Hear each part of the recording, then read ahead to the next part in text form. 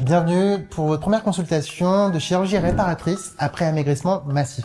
Alors globalement, c'est quoi la chirurgie post-bariatrique? C'est une fois que vous avez perdu beaucoup de poids, soit tout seul, soit en ayant eu une sleeve gastrectomie ou un bypass, en fait on a des séquelles d'amaigrissement. Ces séquelles d'amaigrissement, c'est de la peau qui est en excès au niveau du corps, qui peut être au niveau des bras, au niveau des cuisses, au niveau du ventre. Lors de la première consultation, on va faire le point ensemble. C'est une consultation qui dure 30 à 45 minutes.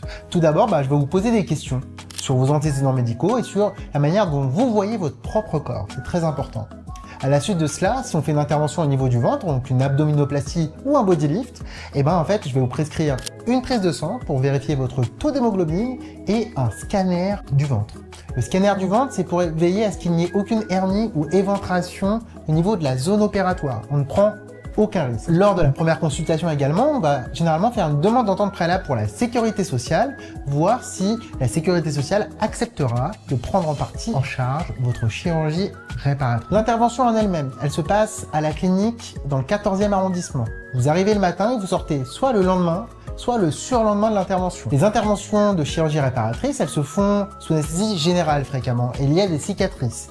Par exemple, au niveau des bras, on a des cicatrices au niveau de la face interne du bras, au niveau de l'abdomen pour des placies abdominales, on a des cicatrices qui sont elliptiques et qui sont cachées dans les dessous. Après l'intervention, quand vous êtes à votre domicile, durant les 15 premiers jours, une infirmière va venir à votre domicile pour réaliser les soins infirmiers, désinfecter la cicatrice, et si besoin, vous faire des injections d'anticoagulants pour prévenir les phlébites ou les embolies pulmonaires. Bien avoir en tête que ces chirurgies, elles permettent d'avoir une silhouette qui est en rapport avec le statut pondéral des patients. Deuxième chose extrêmement importante à comprendre, c'est qu'on ne peut pas faire ce genre de chirurgie-là sans cicatrices. Il est impératif de les accepter. Alors, moi, bien sûr, après l'intervention, on va les optimiser. Pendant l'intervention également, il y aura pendant l'intervention 4 niveaux de suture qui vont être réalisés. Et après l'intervention, à partir de 15 jours, je vais vous prescrire une crème cicatrisante pour vous montrer comment faire des massages de ces cicatrices pour les optimiser.